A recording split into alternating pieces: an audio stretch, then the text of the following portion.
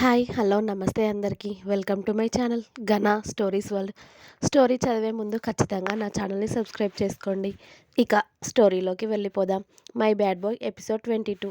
వేద పాపని రుద్ర లేపినా లేవకుండా నోరు తెరిచి నిద్రపోవడంతో అతడు తెచ్చిన కేక్ కాస్త తీసి ఆమె నోట్లో పెట్టాడు. ఆ పీస్ నిద్రలోనే నాలుకకు తగిలిన స్వీట్నెస్ని చప్పరిస్తూ మెల్లిగా కళ్ళు తెరిచింది వేద. రుద్ర ఓ మోచేయి మీద వాలి ఆమెకి అది దగ్గరకు కనిపించడంతో బావా అని మెల్లిగా లేచి కూర్చుంది. కేక్ కావాలి అని నిద్రలేవడం లేదేంటే? నేను మేల్కొనే ఉంటాను అన్నాను అందుకే, కానీ నువ్వే పడుకో అని చెప్పావు కదా అంది వేద కళ్ళు నులుముకుంటూ. అలా అనకే, కళ్ళు రెడ్గా అవుతాయి అంటూ వేద చేయి పట్టుకొని రుద్ర అతడి దగ్గరికి లాక్కున్నాడు. అతడు బెడ్కి నిలువుగా పడుకుంటే వేద రుద్ర ఎదపైన వాలి అతడికి అడ్డంగా పడుకుంది. కేక్ తింటావా? హా తింటా అంది వేద.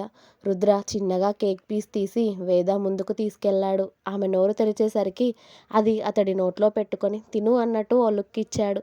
అది చూసిన వేద బుంగమూతి పెట్టి ఎలా తినాలి అంది. నేను ఇంకా తినలేదే అన్నాడు రుద్ర అతడి పెదాల మధ్య ఉన్న కేక్ని చూపించి. నాకు అలా తినరాదు, కానీ నువ్వు వినాలే తినాలి అన్నాడు రుద్ర. ఆహా నాకు అలా వద్దు అంది వేద. ఓకే తిను అని అతడి చేతిలో ఉన్న బాక్స్ వేద చేతిలో పెట్టగానే వేద మొహం వెలిగిపోయింది. అది చూస్తూ హ్యాపీగా స్పూన్తో ఓ పీస్ వేద తన నోట్లో పెట్టుకుంది. కానీ అది ఆమె గొంతులోకి వెళ్ళలేదు, మానోడి నోట్లోకి వెళ్ళింది. ఏం జరిగిందో తెలిసేలోపు వేద పాప బెడ్ మీద ఉంటే రుద్రబాబు వేద పైన ఉన్నాడు. ఆమె పెదాల నుండి వస్తున్న తీయదనాన్ని ఇంకా అతడు తీసుకుంటూ ఉన్నాడు. ఇంతకు ముందే స్వీట్గా ఉండేవి, ఇప్పుడు ఇంకా స్వీట్గా ఉన్నాయి కదా ఇవి అన్నాడు రుద్ర వేద కింద పెదవిని పట్టుకొని లాగుతూ. బావా ఇది అన్యాయం అంది వేద ఏడుపు మొహం పెట్టుకొని. నేను మంచిగా తినమని చెప్పినప్పుడు తింటే వదిలిపెట్టేవాడిని కదా, అప్పుడు నువ్వు నా మాట వినలేదు కాబట్టి ఇప్పుడు అస్సలు వినను అంటూ అతడి షర్టు బటన్స్ ఒక్కోటి తీయడం ప్రారంభించాడు రుద్ర. వామ్మో వీడికి మళ్ళీ ఏ దయ్యమో పట్టినట్టుందిరా దేవుడా, మళ్ళీ నన్ను అప్పడం నలిపినట్టు నలపందే ఊరుకోడు కదా అనుకుంటూ వేద కళ్ళు పెద్దవి చేసుకునే రుద్ర బాడీని చూస్తూ ఉంటుంది. ఆమె అలా చూస్తూ ఉంటే రుద్ర వేద చేతులని అతడి భుజం మీదగా వేయించుకొని ఆమె మెడవంపులో అతడి మొహం చేర్చాడు. ఎన్ని రోజులవుతుందే నీకు దూరంగా ఉండి, ఈ దూరం ఎప్పుడు శాశ్వతంగా మనకి దూరం అవుతుందో కదే అంటూ ఆమె కాలర్ బోన్ పైన అతడి పంటిగాటు ఇచ్చాడు ఒకటి. దాంతో తీయగా మూలుగుతూ రుద్ర తలలో వేళ్లు పెట్టి గట్టిగా పట్టుకుంది వేద. ఆమెకి ఏమాత్రం టైం ఇవ్వకుండా ఆమె మొహాన్ని ఆమె మెడని ముద్దులతో ముంచెత్తుతూ ఆమె భుజం దగ్గర డ్రెస్ని కిందికి లాగి అక్కడ అతడి వెచ్చటి ముద్దులు అద్దుతూ ఉన్నాడు రుద్ర. అతడి పనులకు పరవశించిపోతూ అతడి బాడీని అల్లుకుపోతూ ఉంది వేద. నా వల్ల అవ్వట్లేదే నీకు దూరంగా ఉండడం అంటూ రుద్ర వేద మీద నుండి లేచి బెడ్ మీదకి వాలి వేదని అతడి మీదకి లాక్కున్నాడు. రుద్ర చాలా ప్రేమగా వేద కళ్ళల్లోకి చూస్తూ ఉంటే వేద అతడి మెడ చుట్టూ చేతులు వేసి ఉండడంతో మెల్లిగా అతడి నుండి దూరం జరగాలి అని చూసింది. కానీ రుద్రబాబు ఆ పని చేయనివ్వకుండా ఆపి ఆమెని అతడి మీద నుండి గట్టిగా హత్తుకొని ఆమె తల మీద సైడ్ నుండి కిస్ చేశాడు. వేద అతడి ఎదపై తలవాల్చి అతడి గుండె చప్పుడు వింటూ అతడి ఎద మీద ఆమె చేయి వేసి బావా అని పిలిచింది నెమ్మదిగా. చెప్పవే, రేపు అమ్మ వాళ్ళతో ఇంటికి వెళ్తున్నా. ఉండవే, నువ్వు వాళ్ళని వెళ్ళనివ్వు. నా కాలేజ్ బావా, నేను డ్రాప్ చేస్తాను 1 వీక్ తర్వాత, కానీ నువ్వు ఉండు అన్నాడు రుద్ర. అది కాదు బావా, ఇప్పటికే కాలేజ్. నాకు ఇంకా ఏం చెప్పకు, ఉండమన్నాను కదా ఉండిపో అంతే, ఇంకా ఎక్కువగా మాట్లాడి నాకు తిక్కలేపకు అన్నాడు రుద్ర కోపంగా. అతడి సీరియస్నెస్కి భయపడి వేద సైలెంట్ అవ్వడంతో రుద్ర మెల్లిగా ఆమెను బెడ్ మీదకి చేర్చి సైడ్కి తిరిగి ఆమె చుట్టూ చేవేసి ఇక పడుకోవే అన్నాడు వేదని దగ్గరికి లాక్కొని. ఇంటికి వెళ్ళకపోతే ఇక్కడే ఉంటే ఎలా? ఇప్పుడు నేను వీడి పెళ్ళాంనా ఇక్కడే ఉండిపోవడానికి? వీడికి కాస్త కూడా సిగ్గులేదు అనుకుంటూ రుద్రని తిట్టుకుంటూ చక్కగా అతడిని హత్తుకొని నిద్రపోయింది వేద. ఉదయం ఏదో అర్జెంట్ పని ఉండడం వల్ల వేద లేచేసరికి రుద్ర బయటికి వెళ్ళిపోతాడు. ఇంటి దగ్గర పనులున్నాయని భాస్కర్ గారు సుధా గారు కూడా ఊరికి వెళ్ళడానికి రెడీ అవుతూ ఉంటారు. శౌర్య చరణ్ అప్పటికి ఇంట్లోనే ఉన్నారు. వేద కూడా రెడీ అయ్యి తన బ్యాగ్తో కిందికొస్తుంది.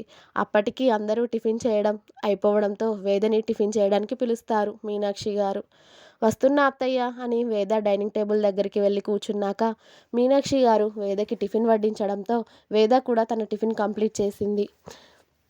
అలాగే బావా, ఇక మేము ఊరికి బయలుదేరుతాం. మళ్ళీ మేము వెళ్ళేసరికి ఆలస్యం అవుతుంది అంటారు భాస్కర్ గారు మనోహర్ గారితో. అలాగే బావా, జాగ్రత్త. వేద, నువ్వు వారం రోజులు ఉండొచ్చు కదే అన్నారు మీనాక్షి గారు. ఇప్పటికే కాలేజ్ స్టార్ట్ అయిపోయిందమ్మా, మళ్ళీ హాలిడేస్కి పంపిస్తానులే అన్నారు భాస్కర్ గారు. అలాగే అన్నయ్య అని కోడలికి ఇష్టమైన వంటలన్నీ చేసి వాళ్ళతో ఆ బాక్సులన్నీ డిక్కీలో సర్దిస్తారు మీనాక్షి గారు. కాస్త తిని బలంగా తయారవ్వవే. నువ్వు ఇలానే కట్టపుల్లలా ఉంటే నా కొడుక్కి మంచి అమ్మాయిని తెచ్చి పెళ్లి చేస్తా, ఏమనుకున్నావో అన్నారు మీనాక్షి గారు. ఏంటి నువ్వు చేసేది, నీ కొడుకు చేసుకునేది? అలాంటిది ఏదైనా జరగాలి, అప్పుడు నా చేతిలో ఉంటుంది మీ తల్లి కొడుకులకు, ఏమనుకున్నారో అంది వేద. అబ్బో, ఈ బెదిరింపులకు తక్కువేం లేదు కానీ జాగ్రత్త తల్లి. అక్కడ అమ్మని విసిగించకుండా టాబ్లెట్స్ టైంకి వేసుకో, సరేనా? అలాగే అత్తయ్య అని మీనాక్షి గారిని హత్తుకొని మనోహర్ గారి దగ్గరికి వెళ్ళి బాయ్ మావయ్య అంది. బాయ్ తల్లి, జాగ్రత్తగా ఉండు అక్కడ అని వేద తల మీద చేయి వేసి చెప్పారు మనోహర్ గారు. శౌర్య చరణ్ దగ్గరికి వెళ్ళి బాయ్ బావలు, వెళ్ళొస్తాను అని చెప్పింది వేద. అన్నయ్యకి చెప్పావా వేదు? నైట్ చెప్పాను బావా, కానీ వద్దు ఉండమన్నాడు. కానీ నాన్న ఆల్రెడీ కాలేజ్ స్టార్ట్ అయింది, మళ్ళీ హాలిడేస్కి వద్దు అని అంటున్నారు. మార్నింగ్ నుండి ఫోన్ చేస్తున్నాను కానీ బావ లిఫ్ట్ చేయట్లేదు. అసలు ఎక్కడికి వెళ్ళాడు మీ అన్నయ్య అని అడిగింది. తెలీదు వేదు, వచ్చాక చెప్పండి మీరే, ఇక వెళ్ళొస్తాను బావా అంది వేద డల్గా. జాగ్రత్త వేదు, ఏదైనా అవసరమైతే వెంటనే మాకు కాల్ చేయి, ఓకేనా అని వేదని చరణ్ శౌర్య చెరో వైపు హత్తుకొని జాగ్రత్త నువ్వు, బాయ్ అన్నారు. బాయ్ బావలు, అత్తయ్య మావయ్య బాయ్ అని తల్లి తండ్రితో కలిసి వాళ్ళ ఊరికి స్టార్ట్ అయ్యింది వేద. కానీ తన మనసంతా రుద్రపైనే ఉంది. అతడికి చెబుదాం అని మార్నింగ్ నుండి వేద కాల్ చేస్తూనే ఉంది, కానీ అతడు ఫోన్ లిఫ్ట్ చేయట్లేదు.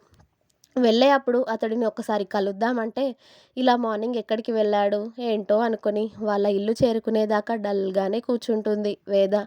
వాళ్ళ ఇంటికి చేరుకునేసరికి కాస్త చీకటి పడడంతో వెంటనే తన రూమ్కి వెళ్ళి ఫ్రెష్ అయి వచ్చి ముందుగా మొబైల్ ఛార్జింగ్ పెట్టి రుద్రకే కాల్ చేస్తుంది. అయినా కూడా బాబు నుండి నో రెస్పాన్స్, అసలు ఫోన్ లిఫ్ట్ చేయట్లేదు. అరే బాబు, ఎక్కడున్నావురా అసలు? నువ్వు నేను ఇంటికి వచ్చాను అని చెప్దామన్నా కూడా లిఫ్ట్ చేయట్లేదు. ఎందుకు అంత బిజీ ఉన్నావా? ఏం చేస్తున్నావు అసలు? నేను ఇంటికి వచ్చాను అంటే నీ రియాక్షన్ ఎలా ఉంటుందిరా? నీ రియాక్షన్ ఎలా ఉంటుందో అని నేను ఇక్కడ భయపడి చేస్తుంటే ఒక్కసారి ఫోన్ లిఫ్ట్ చేయడానికి నీ సొమ్మేం పోతుందిరా మగడ అని రుద్రని తిడుతూనే ఆ నైట్ భోజనం స్కిప్ చేసి పడుకుంటుంది.